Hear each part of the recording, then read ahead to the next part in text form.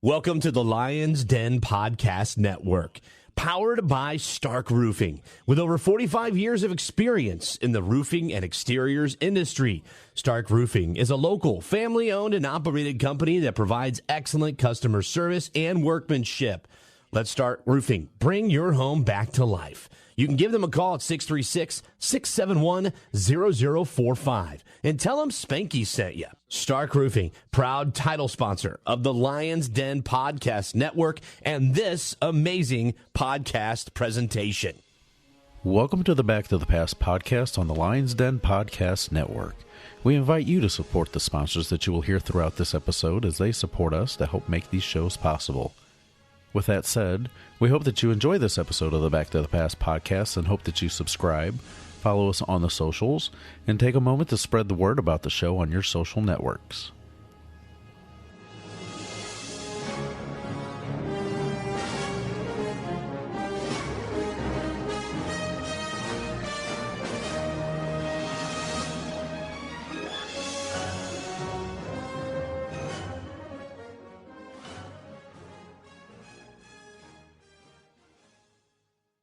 When this baby hits 88 miles per hour, you're gonna see some serious shit.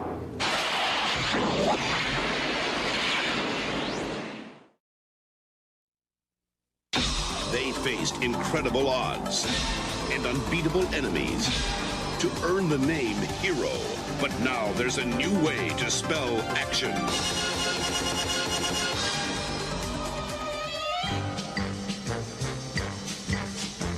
Jim Carrey is Ace Ventura, Pet Detective.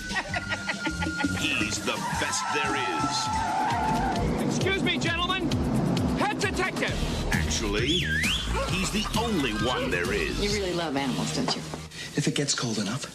Now, the mascot of the Miami Dolphins has been kidnapped. Oh, righty then. And he's on the case of a lifetime. Listen, Pet Dick, how would you like me to make your life a living hell? Well, I'm not really ready for a relationship, Lois. There's no place he won't go. Captain's log, stardate 23.9. Ace, get out of the tank. I just can't do it, Captain. I don't have the power. Nothing he won't do. And no one he can't handle. I could do anything to embarrass me in front of camp. What? Like this?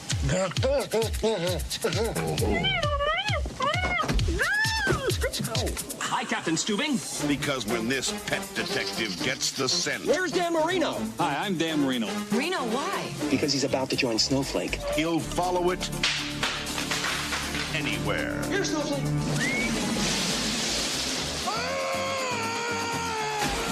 Jim Carrey is Do not go in there. Ace Ventura, Pet Detective. Yes, yes, yes.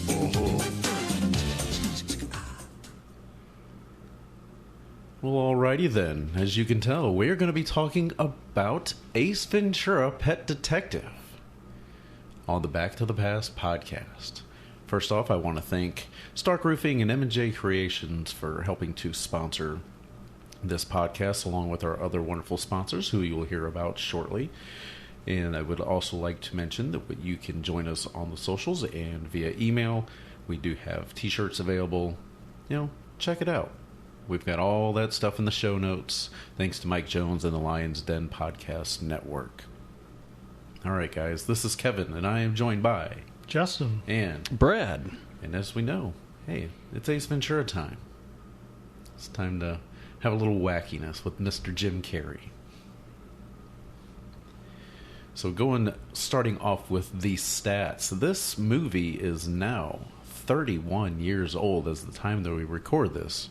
Came out in theaters on February 4th, 1994. Usually the month back then where movies were released to die. Yes, but this movie didn't die. And this did not. Rated PG with a runtime of 1 hour and 26 minutes. It had a budget of only $15 million. Not too bad, considering you have Dan Marino in here. So I'm sure that cost a pretty penny for... I mean, he wasn't just there to to be seen. He actually had some lines of dialogue in this movie.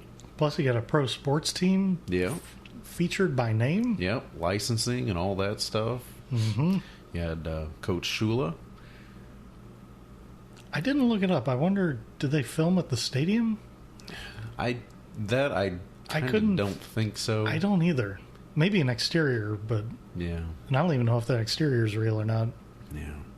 But hey, it almost made all 15 million back on the opening weekend with 12.1 million, with 72 million total in the U.S. and Canada and 107.2 million worldwide. So that's pretty good. I'd say that's pretty damn good for Jim Carrey's maiden voyage into film. Oh, so this is like his first kind of... He's been in movies, but this is like his leading big... Yeah. This is his first big movie. This is Wow. right before The Mask and right before Dumb and Dumber. Mm-hmm. Because he was in Once Bitten before and Yes. a few other ones, but he wasn't like the title main character. Right. Yeah. He might have been the hero, but he wasn't like the title character. Right. He didn't have top billing. He didn't have Let's top say that. billing. Rotten Tomatoes has 48% critic and 57% audience. Metacritic gives it a 43, and for critic and audience is 6.7. So not too shabby. Mm-hmm. Gotta love it. So this was directed by... Now we've heard two different pronunciations on this. Yes. We've heard Tom Shadyac and Tom Shadyac as the director. He was also a writer as well as Jack Bernstein and Jim Carrey were writers on this as well. I have a feeling that he took some of that from, what was it, Living in Color? That's how he Definitely. got cast. Yeah. By seeing some of his skits on In Living Color, which he was great on. Mm-hmm. Oh, my God. I mean, he was amazing on In Living Color, which is Yeah. still one of my favorite sketch comedy shows. I mean, there were so many great people on there, but him, clearly he was... Well, that's what blew me away about this, because I always thought this was a vehicle created for him. No, it was written without him in mind. Right. There were other people that were supposedly going to be cast. Yeah, he was not first. He was not first. So we'll get into after a while, which, I mean, you go back and you look at it and you're like, well, how could he not have been first? Right. I literally can't see anybody else on this role. Nope. No. He definitely made it his own. Mm-hmm. So we have Courtney Cox. Yes, Courtney Cox from Friends. Right at the beginning of Friends. Yes. Or I guess it's technically predated Friends. Yeah. Playing Melissa Robinson. We have Sean Young of Blade Runner and obviously other films playing Lieutenant Lois Einhorn. You have rapper Tone Loc. That's a name you don't hear anymore. No, you don't hear too much about Tone Loc playing Emilio. You know, he only released 2 albums. It sounds about right. You really only hear Also, two. didn't he do a like a rap song at the very end of the movie? He did. Yeah. He did an Ace Ventura rap song. Yeah. Which I guess I'd never sat through the credits long enough to... I didn't either until this time. Yeah, same. How Will Smith of him. Very. Yeah. I was just thinking of Men in Black and Wild Wild West. Here come the men in black, Right. the galaxy's offenders. As mentioned, Dan Marino plays himself. Don Shula plays himself. Noble Willingham plays Riddle. Mark Margolis plays... Shikadance. Yeah. Ace Ventura's landlord. Yes, which I believe He's in Breaking Bad. Well, he Yes. specifically named the character Shikadance because I think he had a landlord named that. Named something similar. It was very Shikadance, similar. Something like that. Yeah. He was also in my favorite Christmas movie. In a very small role. Christmas Evil. Yeah. Ooh, yeah. Yeah, a little deep cut there. Yeah. I think most people that see him are going to recognize him as Hector Salamanca in 100%. Breaking Bad and Better Call Saul. I mean, Immediately. Oh, 100%. I mean, all you do is just hear that little bell, and you immediately think of Hector in the wheelchair. I mean, great character. Oh, a very memorable character. Yes. And then we have David Margulies. Maybe I'm pronouncing that right. I don't know. You are, yes. Okay. Yeah. He plays the doctor. In a short little bit. Mm-hmm. Very different temperament from the thing that pretty much everyone knows him from. The Mayor in Ghostbusters. 1 and 2. Oh, yeah. Nice. Yeah, as mentioned, when we talked a little bit about, actors that were considered for the role of Ace, we've got Rick Moranis was first up. I kind of don't see. No, not at all. This. No. I can see it from what the story originally was before it got reworked. I see what it could have been. But once it was rewritten for Jim Carrey, I don't see it at all. Yeah, I don't see Rick Moranis pulling off the physical comedy. No. Right. No. In fact, most of the people on this list, maybe minus like Rob Schneider. And that was all written into once Jim Carrey was attached. Prior to that, he was just a bumbling Sherlock Holmes type. Kind of getting lucky rather than actually being smart. But then you get Jim Carrey, it's, physicality. Right. But also wanting to give it his own twist on being smart. Yes. Like, again, not being lucky, but like he's actually like the smartest guy in the room. He's just very eccentric about it. Yeah. He goes about it in a very unconventional way. Even pulls the Columbo line. Oh, there is just one more thing. Yes. There is one more thing, Lieutenant. Yeah, and anyone who does the Columbo thing, they're the smartest one there. Yes. So aside from Rick Moranis, who turned it down so he could do the Flintstones with John Goodman. Well, we know how that turned out. Yeah. Was Judd Nelson, he of Breakfast Club. You have Alan Rickman, who also was part of like Robin Hood, Men and Thieves. So that was another Morgan Creek production that Morgan Creek wanted a comedy film for their catalog, I guess. And they hadn't had a good track record of that. No. Rob Schneider. Maybe. Maybe. David Allen Greer. I can see that one. Yeah. Or even like a Damon Wayans.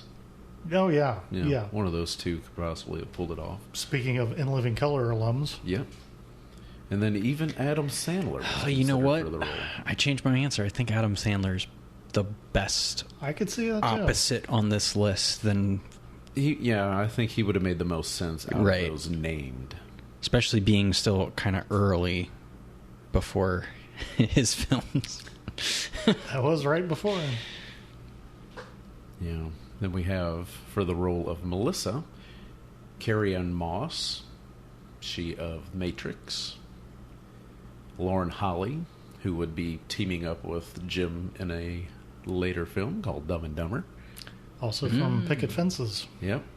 And we're also romantically involved for quite some time. Yeah. I always forget about that. Yeah.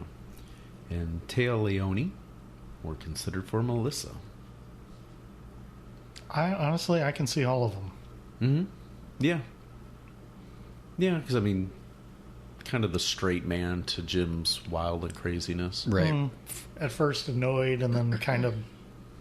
falling in love. Yeah. Finding him interesting and then actually... Oh, I get it now.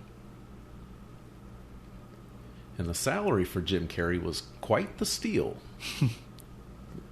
If reports are true that he was only paid about $350,000 for this role. First time role, though. That's incredible. Yeah. Mm-hmm. Can you imagine getting paid that for your first movie? I'd have been happy. I would have been thrilled. 31 years ago? Yeah, especially 31 years ago, exactly.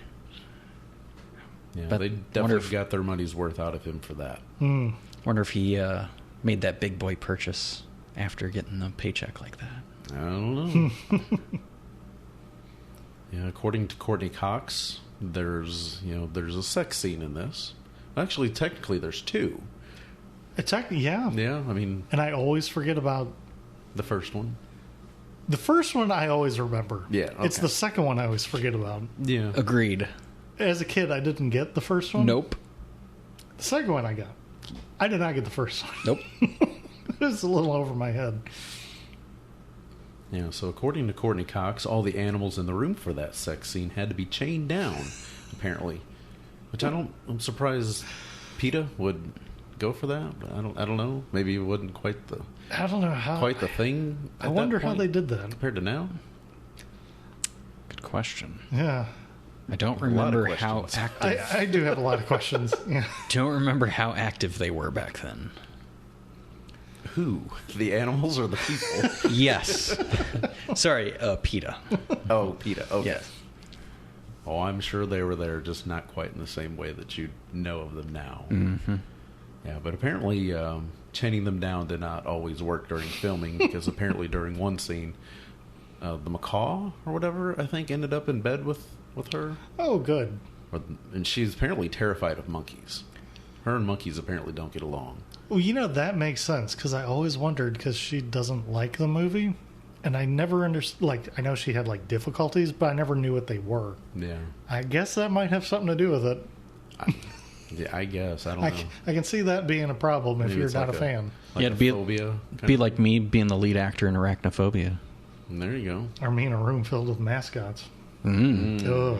Well, there is one here at the end. Nope. But he gets to do what you probably want to do. That's true. Right. That's, yeah. And I think that one doesn't bother me so much, because it's clearly just, you can tell, the dude is, conversing with him. That one never really bothered me. It's the ones that don't talk. Yes. It's the silent ones. That don't talk and want hugs. Repeated hugs. And then they don't let you leave. And then they grab your hand. And then they're stroking your hand. And then they want more hugs. Yeah, I still haven't gotten over that. And this apparently was the first time that Sean Young played a man pretending to be a woman. I didn't realize that she was also in Dr. Jekyll and Mrs. Hyde, which released in 1995 after Ace Ventura. So 2 movies, kind of back-to-back years, where she is a man pretending to be a woman? I've heard of it, but I've never seen it. Okay. I had no idea. Yeah. I do know, because I did look this up, because I always did wonder, the card of Ray Finkel. Who was that? Well, apparently it was her. It was her. Yeah, with a mustache. Yeah, her with a wig and a mustache. Yeah. I had no idea. Yeah. I thought it was some production assistant or some dude who just, a carpenter. Staffer. Yeah. No. Random guy. Kind of like on Home Alone with the Buzz's girlfriend picture. Yeah. It was actually a boy. Right. It was a kid of someone who worked on there. I was expecting something like that. Nope, it was her. Interesting. Yeah. So Jim Carrey apparently was also reportedly up for the role of Malcolm in Jurassic Park before Jeff Goldblum died. That movie doesn't work for me. I don't like it. I don't like it at all. I know. It's like Jeff Goldblum's. That's his character.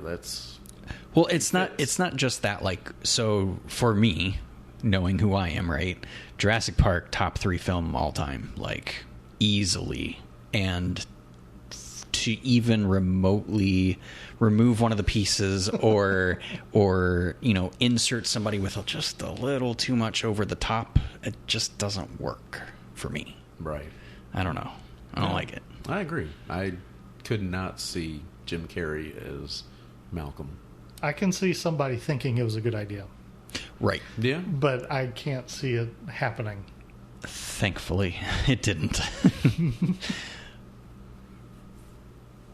So the actual 1984 Dolphins lost in the Super Bowl to the San Francisco 49ers, which the quarterback battle was Dan Marino versus Joe Montana. Oh, wow. I know those people. My only memory of that Super Bowl was us losing power. Oh, perfect. Yeah. What a good memory. Yeah. Yeah, and I don't know why it was our house lost power, but it wasn't just our house; it was our neighbor's house too, because they were watching it, so it was weird. It was a blizzard. It was not a blizzard.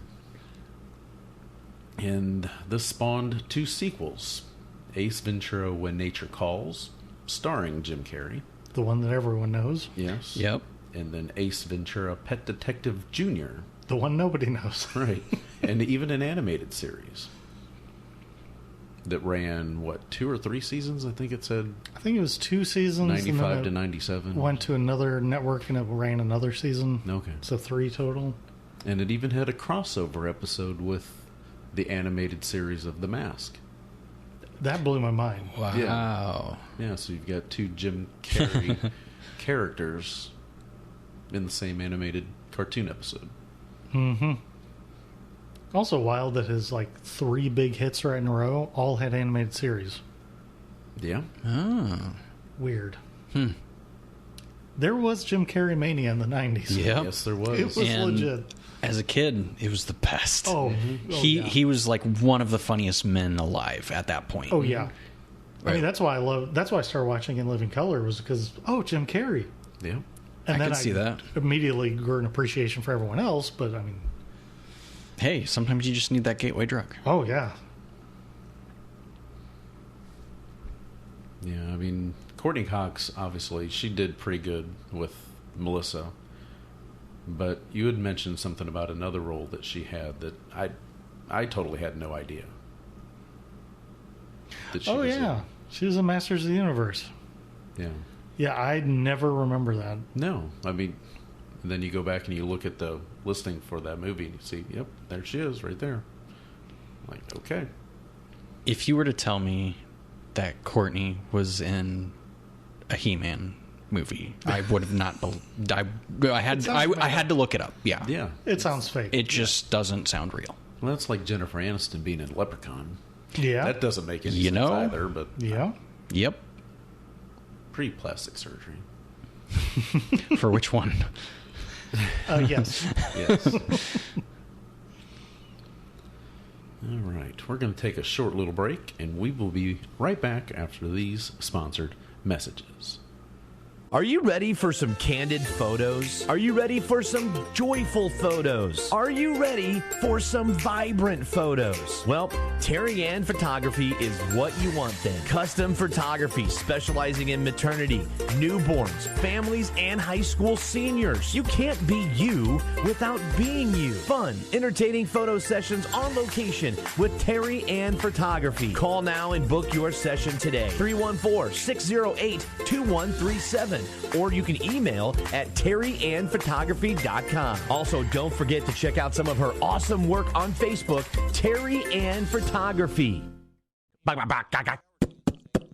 We've all been there, trying to imitate those sounds our vehicle is making so we can get it fixed. But have you been to Kempin Automotive? With almost 40 years of experience, Kempin Automotive is a complete car and light truck repair shop. And whether it's a click, click, click, click, or a bzz, bzz, bzz, the talented techs are going to make sure to diagnose the problem, get it repaired quickly, and give you peace of mind so you can drive safely again. Open Monday through Friday, 7 to 5, located in House Springs, and just a phone call away at 636-671-0100. It's Kempin Automotive, the mechanic people trust. Nobody ever wants to be in that situation. On top of dealing with the pain, the hurt, the stress and anxiety of what happens next, most of us have no clue where to begin or how to make sure we aren't left with a financial burden that could add even more trouble to our life, especially when it wasn't our fault. Bet on Jett. 888-399-5388. Matt Jett, a proud NHS grad, has a team dedicated to you. Bet on Jett. Settling cases big and small. They specialize in accident and injury cases, and you never pay unless you get paid. Bet on Jett. 888-399-5388. And for more info and specific questions, find them on socials at Jett Accident and Injury Lawyers. So there's questions about this movie. Just how is it that Ace is based in Miami and apparently is not familiar with a pro sports team having a live mascot dolphin? I've seen this movie many, many, many times. Mm-hmm. And then the last time I watched it, that jumped out at me. Okay. Because there was a scene pretty early where they bring him in, they're showing him, explaining, are you familiar with Snowflake? And he's like, no. So then they show the tape and you see him, and he seems to be enjoying that there's this dolphin in captivity playing tricks for the fans. Right.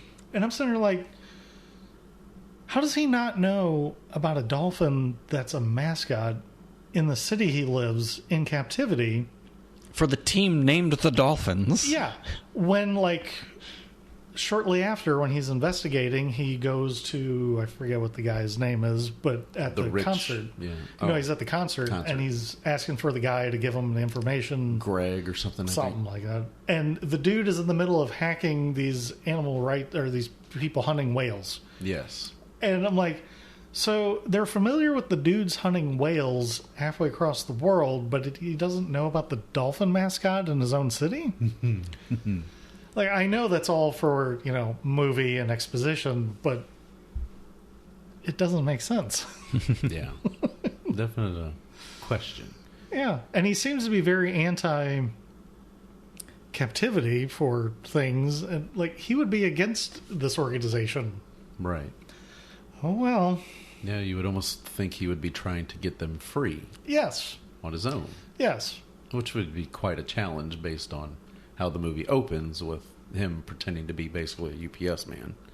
Right. With a very fragile package. And a fake large stomach. Yes. Which you can tell it's a little puffy, but you don't know what it is. Yeah. Which is good. Every time I watch it, I'm always like, why has he got that fake stomach? That's right. That's why. That's why. It always takes me a minute. And with the whole idea of, he traces all this stuff down. He's doing all his research and he's following up on all these little clues and things. Would it have been too dark for Finkel to have killed the hiker and assumed her identity that way? See, when I was a kid, that's what I thought he did. I'll be honest, I never connected the dots as a kid. Because there was a scene where he's in the institution. And it's on the paper. Yeah. And it's clearly what he did was he just read the article and then went out and assumed her identity. Right. But as a kid, I always thought, like, especially when you see his room with all the really manic Dan. Silence of the Lambs kind yeah. of situation here. Yeah. I'm like, this is the guy who would have killed someone and taken their identity. Yeah. I mean, could that have been any darker than that scene of, the music alone? It's like a horror movie scene. The music is spooky and all the graphic imagery of that room. And yeah. Oh, well, it's, I guess we can't take it too dark, but. Yeah. Just with Jim pulling up to the Finkel home and seeing it looks abandoned. Yes. Right. And sees everything that the citizens of the town have written on the home. Very pleasant establishment. Yeah. I also read that in that scene where he's showing the football footage of the Super Bowl, that Jim Carrey was ad-libbing like shadow puppets. Okay. And they were like, no, this is too serious of a scene. We need to cut this. So it got repurposed in the sequel. That shows up later. Yeah. Yeah. And so they didn't forget it, so they repurposed it in the sequel. Oh, my God. Mm-hmm. Yeah, he apparently did quite a bit of ad-libbing and just improvisation because he had the crew cracking up a number of times. I can't imagine why or how. Yeah. Yeah. It's just Jim Carrey being Jim Carrey. Quiet on the set. Try. Yeah. Okay, that got a medium laugh. Let's try it again and get a bigger laugh. I will say that Alice Drummond plays a very creepy Mom Finkel. She's something else. Yeah, she does a great job. Which, kind of a space cadet. Yep. Listeners may remember her from Ghostbusters in the opening scene. Yes. Library. Yeah. Get her. I just love the where they're asking her questions, and the one that always gets the biggest laugh. Alice, are you menstruating? What does that got to do with anything? Back off, man. I'm a scientist. So I do have another question too. Does a film like this work with a female lead like Whoopi Goldberg? because apparently since they were having a tough time finding a male lead for Ace Ventura, they considered naming it like Alice Ventura or something like that. I would put it in the original version of it. I could see it, but once Jim Carrey gets attached, there's no chance. Right. Yeah. But also, in the original version, I don't think anyone would remember this movie. Right. I think it would have just been one of those forgotten mid-90s. Gets put out to die, like you said, in February. Yeah.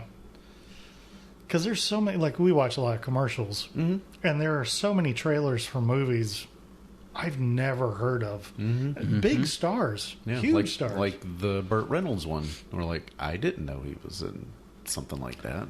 Oh, yeah. I mean, I've seen some with Dan Aykroyd, Danny DeVito, Kevin Costner. Like, I've never heard of these movies ever. Yeah. And I think this would have been one of those. I agree. I mean, Jim Carrey. How absolutely quotable was this in the 90s? Like, oh, everyone was quoting. Yeah. I mean, and not just like, I mean, everyone people-wise, but like in pop culture, you'd see like little nods to it in sitcoms and things. Yeah. I mean, I think a lot of people still kind of quote. Oh, I should. Yeah, still hear definitely. a lot of little quotes too. There's a few from the first two movies that I tend to quote a lot still. Sorry, Justin, there are only two. That's true. That's true. The only regardless of what IMDb says. Yeah, there's only legit two. Oh yeah. And then seeing Ace wearing a pager, that's definitely so 1994. Oh yeah. I love that. Big time with the times. I love that. And that's like a fun, speaking of the pager, like that's kind of like the last time you see like that little beginning bit of him chasing down, I guess it's a dove. The albino dove. Yeah, and then it comes back at the end. But I love that little vignette at the beginning where it's like a day in the life of what he normally does. You get the whole thing, you see what he does, you know what he's about, and it all leads to that pager, like, oh, okay, my next job. Yep. And that's your movie. Yeah. If he gets that white dove, it's what, $25,000? Yeah. It's a big chunk. It's gonna pay his rent. Pretty much he spends all his money on pet food, so Right. Clearly not on his car. No. And I guess modifying his appliances, because how does Chickadance not notice the flap on his refrigerator door? Yeah. Apparently the penguins live in there. Also, speaking of his car, had to look it up because I was curious myself, but it's a 1972 Chevy Monte Carlo. Okay. Nothing fancy. Super fancy back in then. Pretty beat up. Yeah, pretty beat up. I'd say 80s Monte Carlos are a little more desirable, whereas like that early 70s, it's like a dime a dozen. They're like, when you think just average early 70s car, Monte just Carlo? generic car, it fits. Yep. Yeah. It's a very generic car. Isn't it? Yeah. When you look up generic 70s car, all right, bring in the Monte what? Carlo? Sure, yeah. One of those. Which I don't know. Does the gag hold up throughout the rest of the movie of him driving with his head sticking out because the window gets... so it did as a kid. Yeah. I think it kind of still does. Yeah. You know. I love the fact that, oh yeah, my windshield's all beat up. I got to drive out the window. Yeah. They just hold the gag throughout the remainder of the movie. Yeah. But then... And again, that was from his opening scene in The Day in the Life of. Yeah. So clearly, again, he doesn't spend money on his car. Nope, this is how it is now. Just out the window. Adapt and overcome. Yep. God, can you imagine living in Miami Beach area? Because that's where it looks like he's living is Miami Beach, which there was a lot of exterior shots where it's like, oh, I've been here. Oh, my God. As you know how warm it gets down there. Oh, yeah. You know, talk about the bird seed and the food for all the pets and stuff. Seeing a parakeet eating bird seed out of his belly button while Ace is listening to the voice message. on the answering machine, of course, which he can have his dog rewind. Yeah. I always... something about the bird eating out his belly button. Just It's kind of funny. it's funny and it's kind of gross. I don't know. Yeah. I always go back, like, I have two reactions at the same time and I almost have a stroke because it's very amusing and it's very gross. And I can't handle it.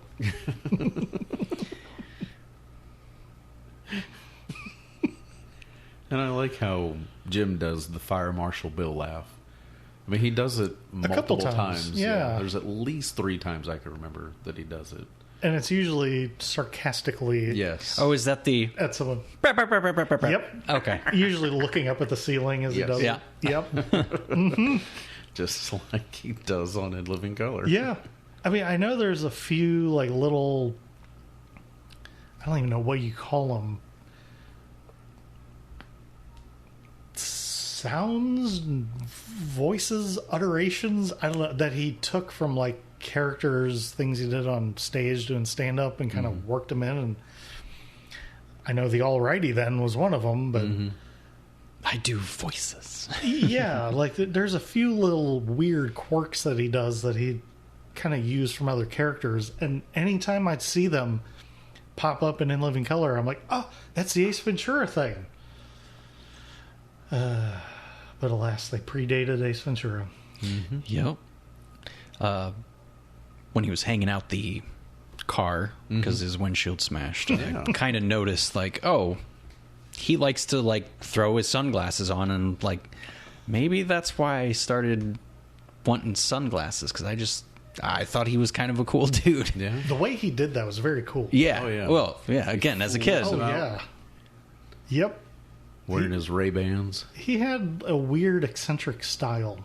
Mm-hmm. And as a kid, oh, yeah, we ate that up. Yep.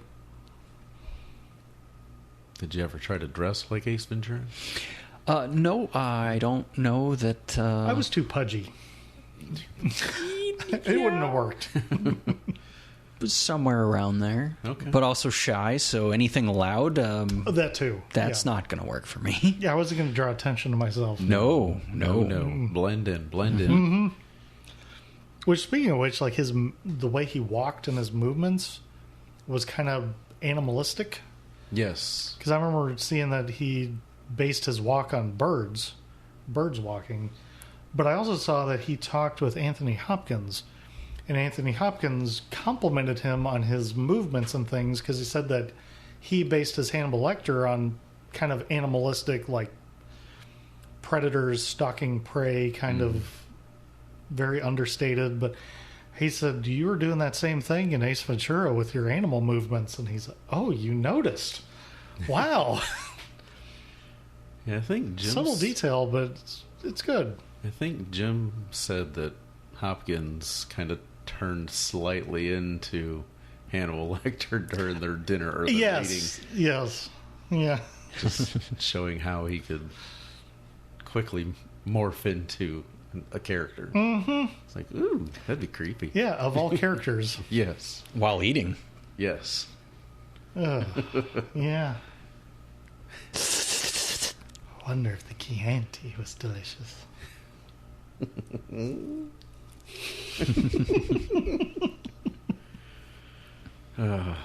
I know there's that one scene after, they come up with the whole discovery of who Einhorn really is. Mm. And, he's going through and just ripping all the different layers off of Einhorn's clothing. Mm-hmm. Wouldn't have time for these. Oh, I guess there'd be time for those to heal. Anyone could do that over the weekend. Oh, that's really on there tight. Yes. Yeah, it goes the wig, then the top, and then the bottom. And then turning her around and seeing the quote-unquote hemorrhoids. Which I will say, I like the element that he's, like, at his wit's end. Mm-hmm. Maybe I made a mistake. Right. And then, of all people, Dan Marino is like, hey, come here. Right. Oh, yeah. And then... Clearly, Dan Marino and Ace don't get along. Right. But there's a nice little moment where it's like, hey, this is how we're going to get out of this. Yep. One thing, too, that I did notice, and I don't know if that really would hold up as well in the year that we record this, in 2025, about Ace being a tad bit of a homophobe. Not just him. Yeah. Yeah. A majority of... Yeah. Yeah. And again, times were different. Being in the 90s was pretty par for the course. I know, as kids, I'm sure it was that those words were spewed at times when we're like, now we look back, we're like, oh God. Yeah. Oh no. Yeah.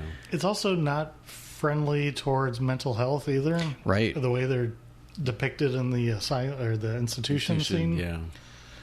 Yeah, that one doesn't jump out as big. I'm glad you mentioned that. Yeah, because that's another one that always is like, oh, that is a little... Yep. Yeah, it's a little cringe as you watch it at this age as opposed to when you watched it 30 years ago. Yeah, and, as a kid, again, you don't think about those things because you don't have the lived experience. You're just laughing along with everything. Yeah, you're just innocent, Right, exactly. You're laughing at the ridiculousness of the situation without realizing there might be larger implications. But maybe I shouldn't. At the time, in most pop culture, that was not addressed. No. Mm-mm. So, yeah, in that way, I would say it didn't age well. But There are a couple scenes that are a little... I think watching this movie through that lens and understanding that going in, you can still enjoy the movie. But again, different time, right? Mm-hmm. And by God, are there a lot of goofy scenes outside of those? Mm-hmm. Yeah. Yeah. Your gun's digging into my leg. Your gun's digging into my hip. That's like your first hint. Yeah. I mean, that is like one of the most subtle foreshadowings. Yeah. Because it makes it... She's a cop. Right. Okay, yeah.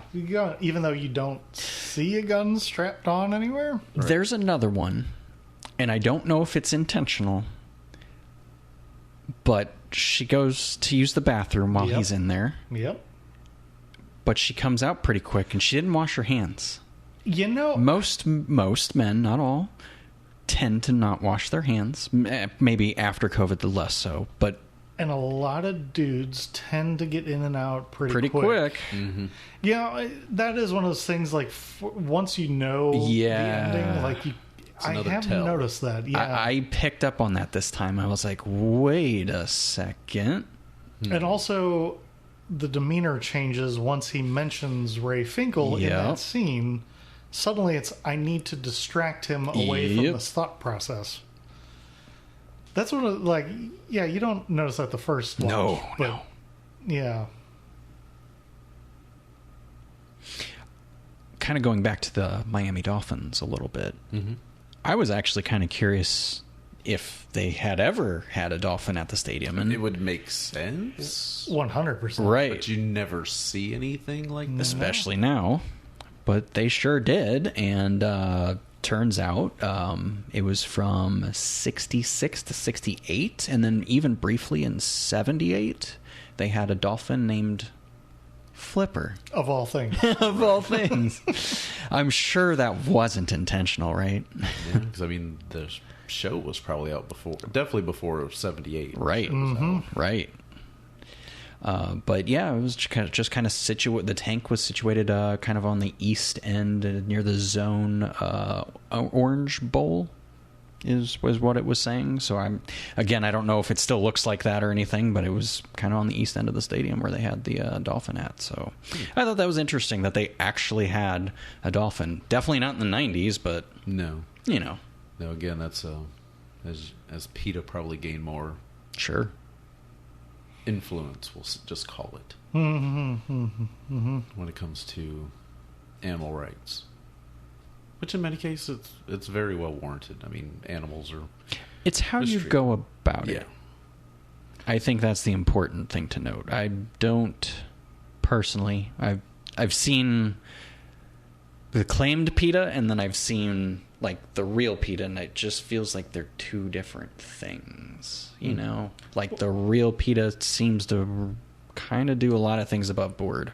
This is also kind of at the tail end of the eco-terrorist trend in pop culture. Yeah. Because there were a lot of,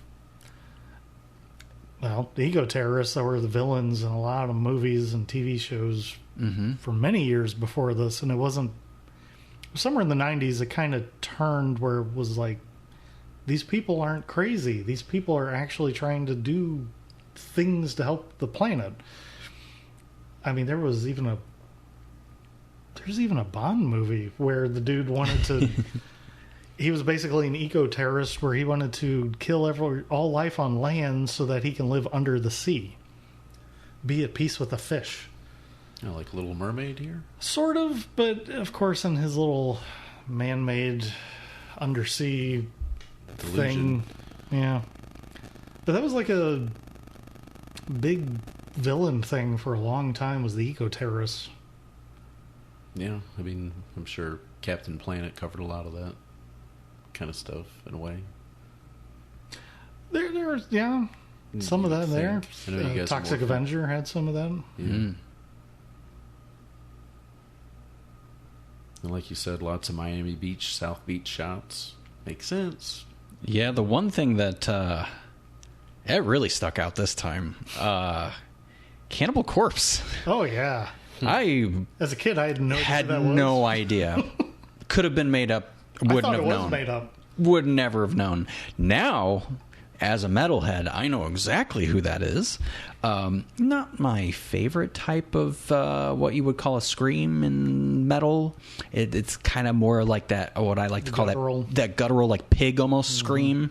Yep. I don't know how else to describe it. Like, I'm amazed at anyone that can do it, because I cannot. Right.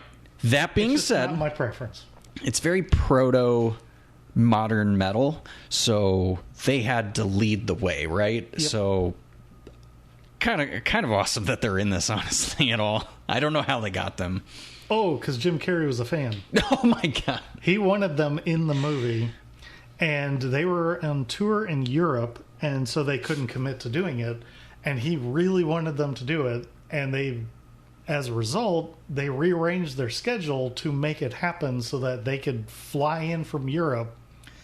They were so impressed that they were like, "Oh, you're going to rearrange your schedule to have us in?" Like, initially they declined, but they were like, "Oh, well, if you want us in, that was sure."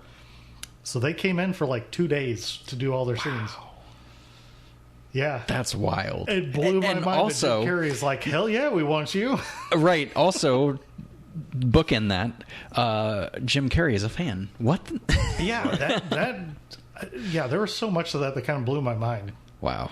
Which kind of explains that scene that we watched on YouTube a little while ago that is apparently on the VHS, but not on the theatrical version. And it showed up on TV versions. Yeah. Yeah. I don't know if you would call that deleted or... Originally deleted. Yeah. Yeah. There's a number of deleted scenes that showed up on TV versions, and some VHS copies and some DVDs, but no Blu-rays and not in the theatrical. Interesting. One of which is him getting on stage with Cannibal Corpse. Oh, that was in the digital one that I just got this week. Which is funny, because on the YouTube version I watched, it was not. Oh, interesting. Yeah, because I watched the link. That free one that I sent. Who knew? I mean, if the movie's on YouTube, I know. Sure, I'll watch it. But and it was ad free. That's wild. Yeah, Because so I used Google credit because of course, and bought it because it's Ace Ventura. Of course, I'm going to eventually buy it. It's fine. And I didn't remember seeing that scene, and I'm like, oh, that's interesting. And then so I think that's what spurred me. Like, I'm shocked that they're even in this. Like, this is wild. Okay, so now we have to go through this. So that scene I remember from when I was on TV airings when I was a kid. Oh. There's also a scene, was this in there, the German trainer scene? Oh, no, but I saw the deleted scenes for that? Because that was on the TV version that I remember as a kid. Oh. And it wasn't in my version I watched. And I love the German trainer scene. It's great. It's so great. It doesn't add that much time to the movie. No, None no. of the 3 scenes No. that we think of. And it's probably less offensive now than the burning the clothes in the shower scene. I'm just saying. Right? Yeah.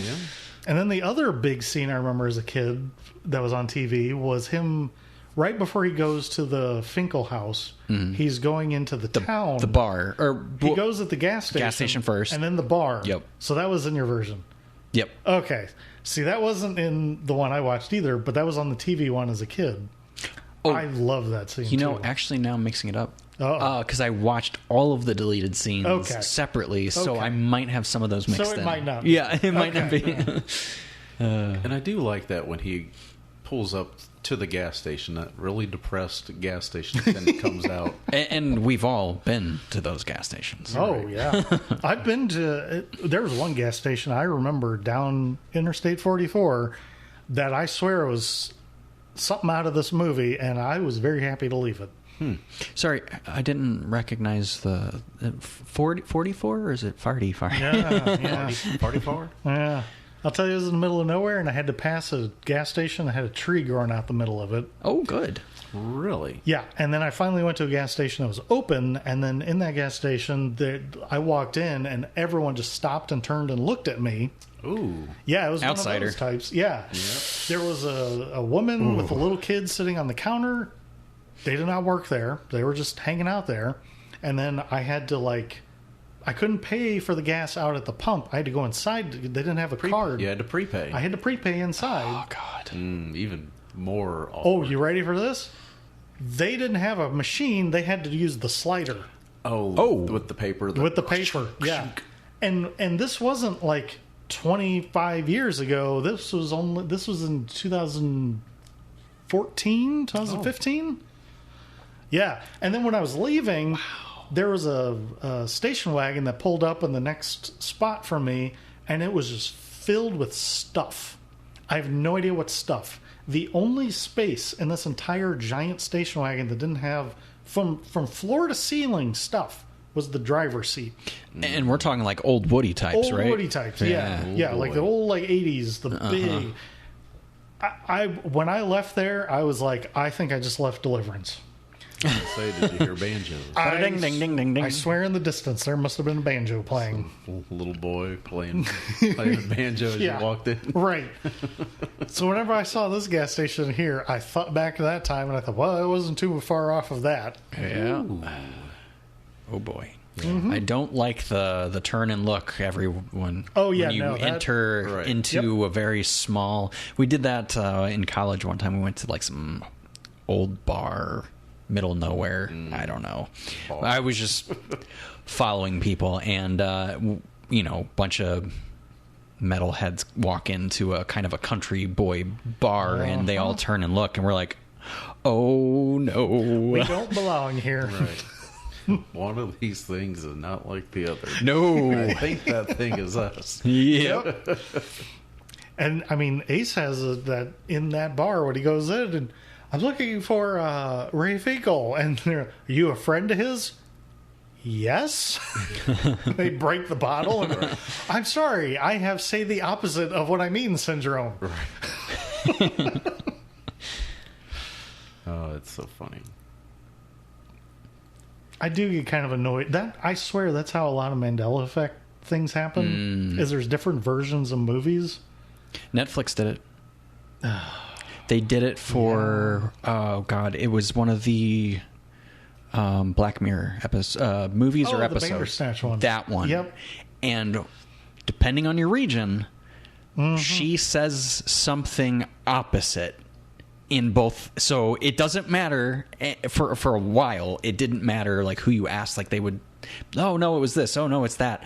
Turns out you're both right and wrong. So yeah, fascinating how that happens. It reminds me of, I think it was Monty Python that was trying to, or they wanted to do an album where depending on where you started the needle, it would play something. There were that's wild. There were two sides on one side. So depending on where you put the needle, it would play something different That's wild. So it was like 2 records per side. Essentially, yes. Huh. So it was like wherever you started it, you might not hear the same thing the second time you placed it, depending where you put the needle. Wow. I don't remember if they actually got that to work, but I remember them talking about they wanted to do that. I could see that maybe working, because you could have like 2 separate channels, right? And depending... It would be shorter, though. Right, yeah. Like, instead of you couldn't fit as much. Yeah, so instead of, like, say, 25 minutes on a side, it'd be like 12 and a half. Right. Per, depending... I love the idea. Yeah, Talk about a great prank on people. Oh. Yeah. I mean, the whole idea of vinyl records and how they play and everything is still mind-boggling to Stop me. it. Yes. Stop it. Stop it. Still blows my mind to this day. And then you take a micro look at the grooves and the needle. It just... Yeah. That makes the music, like... I don't What? understand.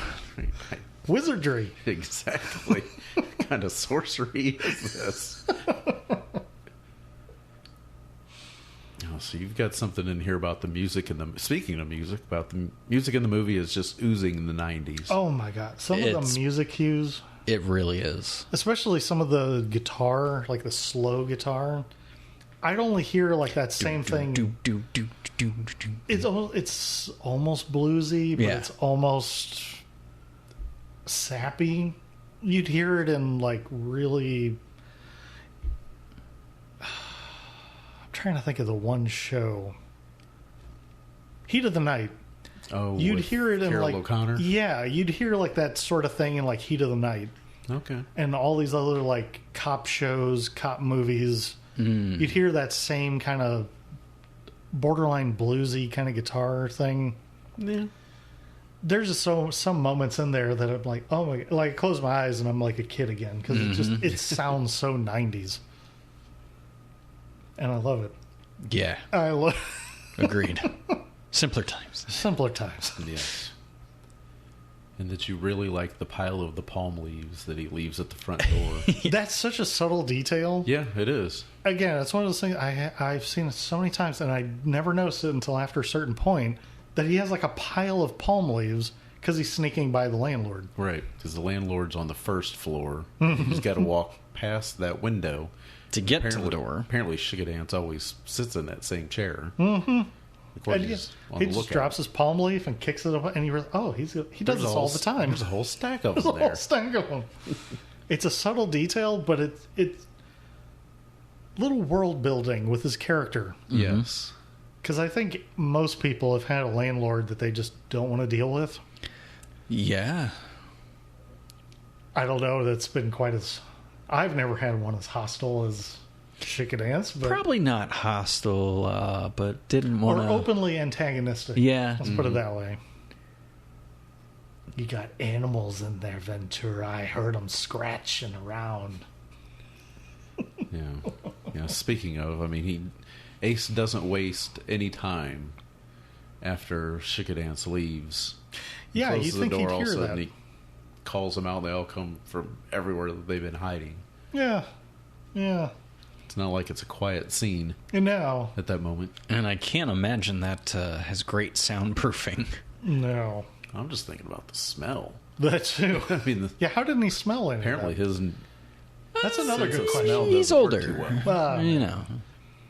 Also, like his... this is another quote that I used when I was working at the bookstore. I'd say quite often, where Ventura, yes, Satan? Oh, I'm sorry. I thought you were somebody else.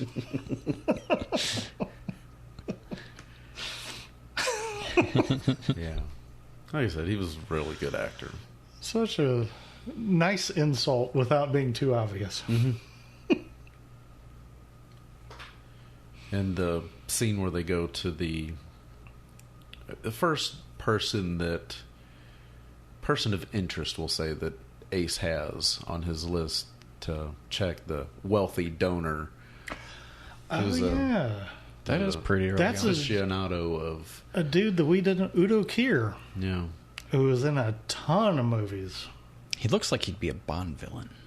He did play a lot of villains. Yeah. He was a good villain.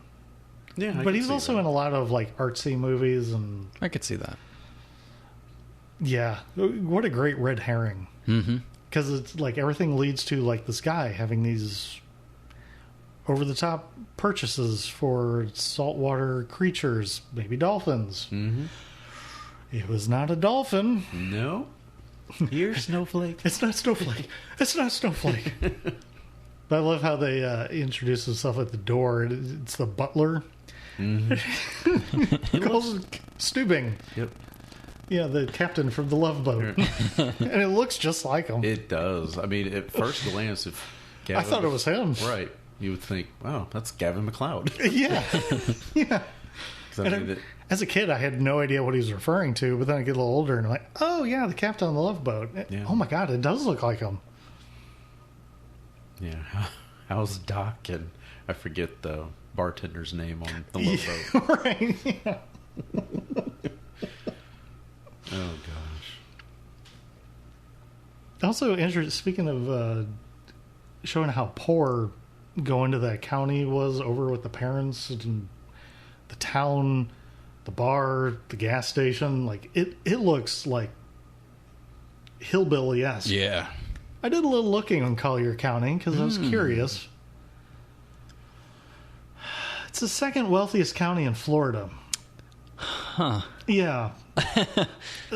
Maybe things have changed. Maybe it wasn't that way 30 years ago. I can't imagine it being that far different in 30 years, but Maybe. I mean, from people living on dirt roads and boarded up windows and Just got bought out.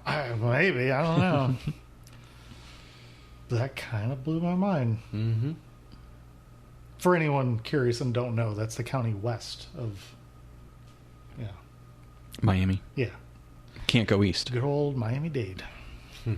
Yeah, I mean, you can, but you're going to do a lot of swimming. A little wet. Well, it's a little wet, yeah. Okay, so we covered some of the quotable lines, like, alrighty then. Probably the most quoted line from the movie. Yes. Yup. Then you have loser. Le who, the who. Which definitely gets expanded on in the sequel. Yeah. Yes. But it kind of reminds me of the scene in Twister. Loser. Oh, Move yeah. on.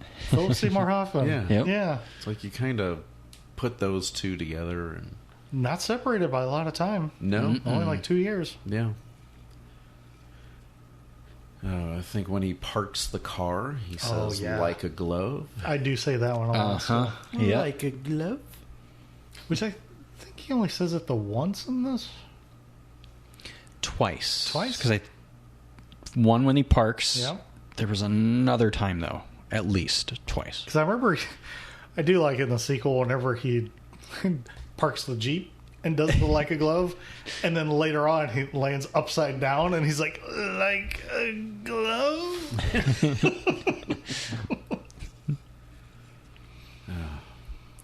The guy with the rubber glove was surprisingly gentle. Oh yeah, Oh, well, we tighten security. You know, Super Bowl's coming up. that was another one that I didn't notice as a kid. Right. And then as I get older, I'm like, oh, that's clever. That was very good. That's a good one. Of course, after he meets what is not Snowflake, he finally comes out of the bathroom and does the do not go in there. Woo!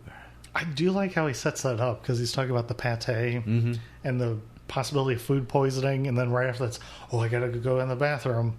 I think it was the pate. Right. And then Melissa says, he wasn't feeling good earlier. Yeah. I'm sure he wasn't anticipating coming out with his pants torn and soaked and Right. pocket full of water. Right. Smashes his chest pocket on his shirt and water splashes everywhere. I love the sound effect they added for that too. Oh, yeah, they did great with that.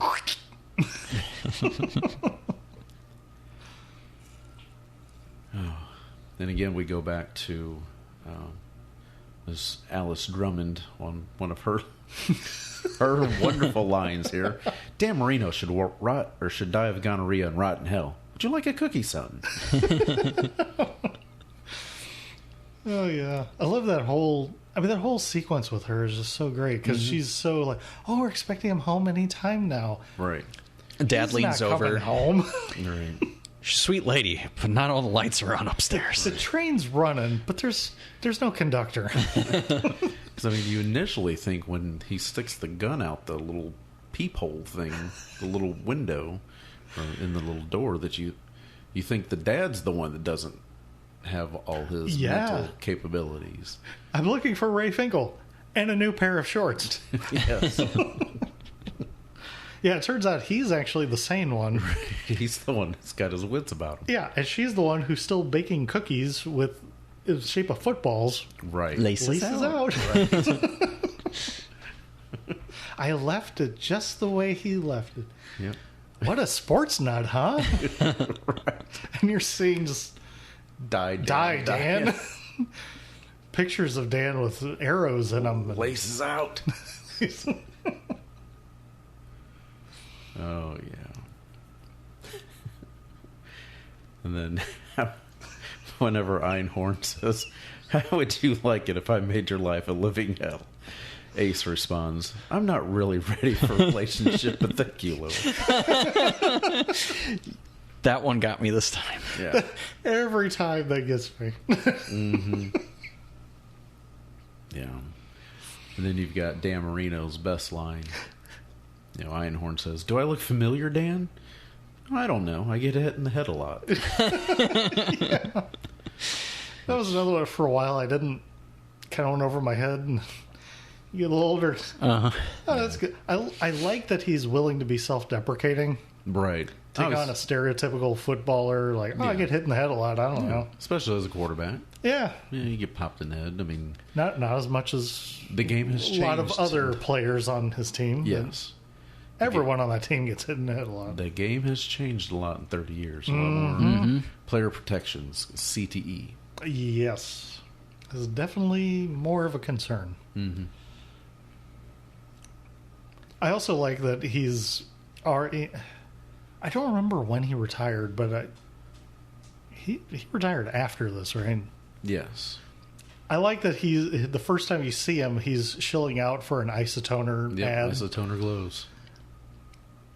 Of course, you got to sell product, and you're doing your thing, you get abducted in the middle of your ad. Right. Also, kind of odd that in Finkel's stuff, isotoners. Mm-hmm. What are the odds? Right. Yep. So what would you say are some of the scenes that kind of still hold up to this day?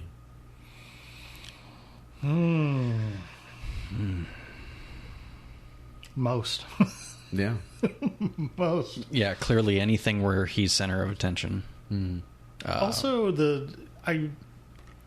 I always forget about them, but whenever I rewatch it, they always stand out as like really good scene where he's actually being serious. So like there's the scene where he's insults her, and then he's going to apologize, and suddenly he's not silly anymore. He's, "Look, Melissa, and then that's where she gets the news that Pedactor killed himself. Right. Well, Allegedly. But he's like real serious about it, and he's like, "I'm sorry," but he doesn't get the chance.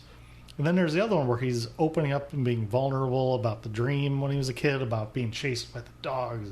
Oh, the one with rabies, yeah. And no matter how fast I run, they kept gaining on me. And it turns into a joke, but the moments where he's actually, like, you can tell, like, all of his antics and his shenanigans, that's just an act. Mm-hmm. He's doing that for just kind of the Columbo thing. It's probably his cover. Yeah, right. He's pretending to be the idiot in the room, but really he's the smartest guy. And it's like, he can be vulnerable and be legit like a normal human. Right.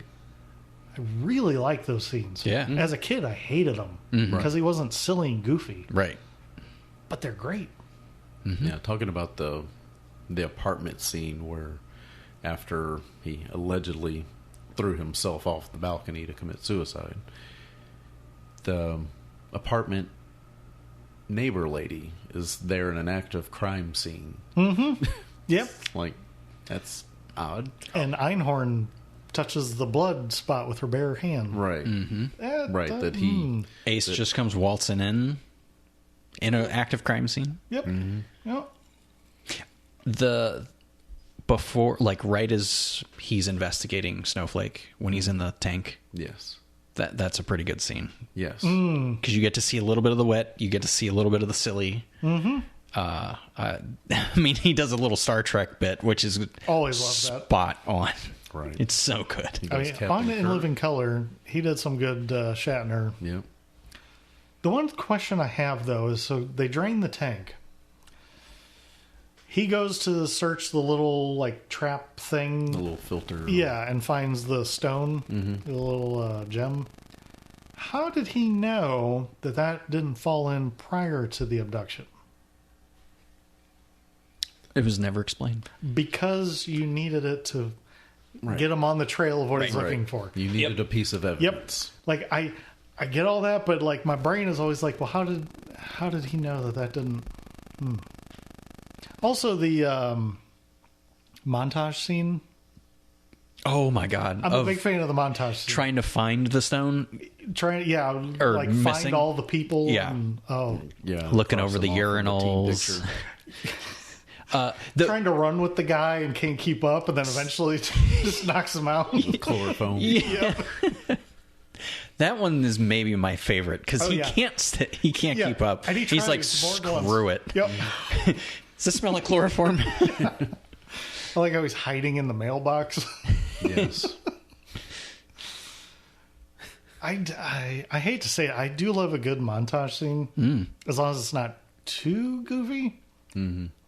This is one of my favorite montage scenes. It's good. Yeah. It's pretty fun. Yeah, they did good each time. You know, he's trying to swerve on the highway to get the one player to react, and he flips him off, and he's like using his 1, 2, binoculars. 3, 4, 5. Yeah. Yeah.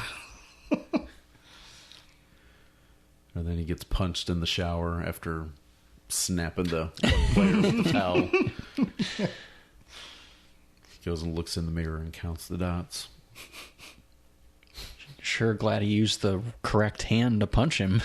Right. Yeah. Well, you got to think, too. It's like, how many players would probably wear an AFC championship ring? That's another good question. The Super Bowl that you lost. Yeah. Probably not many. In fact, most of them probably wouldn't. Yeah. Because you'd want to forget about that. Especially the way that ended. Right. Yeah, you wouldn't. That's not one you want to remember. No. Like, oh boy, we won the AFC championship. You should have won the Super Bowl, but had the event. Mm-hmm. Also, I mean, even if you won, how often are you going to wear your Super Bowl ring? Only to special events. Right. Right. If it's not a special event, it's probably in some kind of safe place. Yeah. But despite these weird questions, I still... Oh, yeah. I can overlook them. Yeah. Is there anything that you feel does not hold up very well? I mean, other than kind of some of the scenes we were talking about with the mental health, anything with the LGBTQ plus. Yes. Mm-hmm. Sorry. It's okay. It's a mouthful. I screw it up. Yes. But yeah, anything that's maybe nowadays we kind of think a little bit more about how things are said in those areas. But again, different time, right? Like you can't be as harsh as today's language. Like it's like when we're looking back at the 60s and stuff when things were going on then, right? So again, different lens, and you'll enjoy it, I think. Oh, yeah. Yeah. I think overall the movie does still hold up from multiple viewings. Just the antics, his humor, how animated he is, and using his body to just do goofy shit throughout the whole movie. I mean, when he is at the mental place and he's like, "All right, it's halftime," and he slams his head on the bench. He should be good for like 20 minutes, yeah. Which is like a perfect little, like, get the doctor away so I can go snooping. It's great. I think I remember doing slamming the head on the couch quite a few times. I did too. Yeah. Following that lead. Mm-hmm. Probably not nearly as hard as that bench, but... Nope. Also, was like right after that, whenever he goes in like the storage room, like the orderlies like starting to come in the room and he's trying to hide in the box that he can't fit in. Every time I see that, I'm like, oh, he's just like a cat in a box that's too small. Right. But he's trying. One leg's just sticking straight up and he's... And then he ends up not coming in the room anyways. Right. And the box just falls apart. Yeah. It's like, oh, wow. I also like at the end how he, once again, he sees the dove, the albino dove again. And it's, continuation. Yeah, it's like a continuation from the beginning. And of course, the mascot screws it up. Because, you know, that's what, you know, yep, I get that. Yeah. But he sure gives him a whooping. Yeah, I love how it starts with the shoving, just like as all like dude bros fights. Like it's got to start. Hey, buddy, you cost me $25,000. Oh, I love that. And of course, we want to have a recognition for savior of our Dan Marino and our snowflake animal lover, and he's beating up the Eagles mascot. Yeah, that was pretty good. Yeah, because somehow they're able to get both Snowflake and Dan Marino from the crime scene where they're being held to Dolphin Stadium. Or Joe Robbie Stadium. Hey, with enough money, you can do anything quick. Oh, yeah. At the time, it was Joe Robbie Stadium. Yeah, just in time for the second half. Who was the owner of the Dolphins, by the way? Joe Robbie. Yep. That's all I know about him. I know. Oh, it is kind of interesting that the parade of police to get Dan back, he's riding with Ace. Mm-hmm. And they're both with their heads out the window. Right. You got any more of that gum, Ace? I'd like you to mind your own damn business, Dan. Yeah, because there's that one scene where Ace just keeps shoving piece after piece after piece into his mouth. Yeah. What are those weird quirks? Because whenever he's in the bar, the deleted bar scene, he's chewing the gum too. Right. He's a fan of his gum. Yeah. And doesn't he ask if anybody would like a piece? Must be one of the ones that lose flavor quick, like Tutti Frutti or whatever. Oh, Zebra Stripe? Yeah, Zebra Stripe. That's the one. Gosh, yeah. 5 seconds. Yep. Zebra Stripe was amazing for 5 seconds. Yeah, 5-second rule. Mm-hmm. The packaging just made it look so good. Oh, yeah. And again, initially it was. Yeah. And then it tastes like nothing. Right. Yep. Fruit stripe gum. No.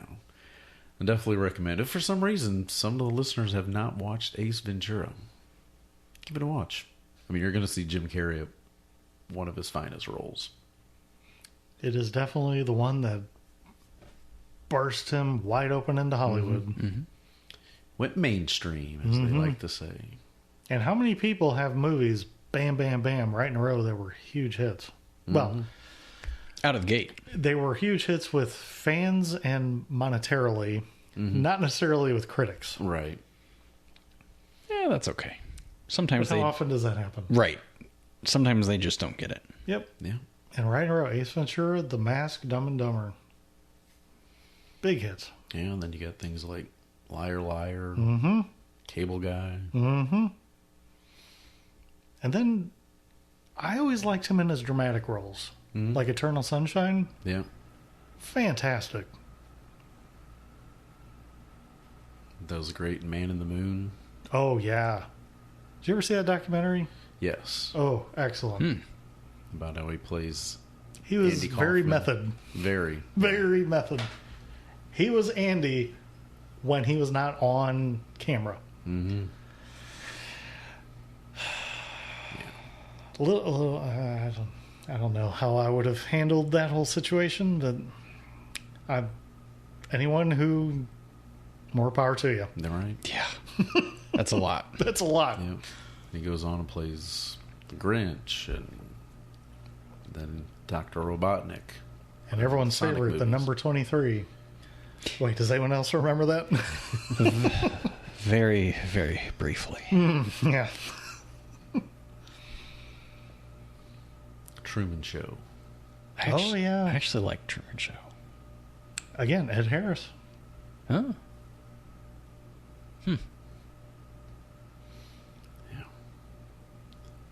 Yeah, definitely check it out.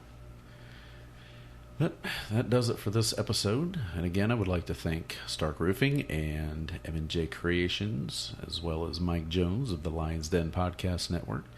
Make sure to support the sponsors that you heard on this episode as they help support us.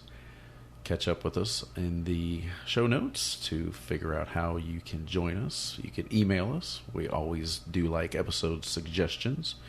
My brother-in-law Grant has given me a couple other suggestions that we can potentially talk about, but you never know what we'll get to next. Maybe we'll rotate suggestions in moving forward. Yeah. Yeah, it's always fun to do.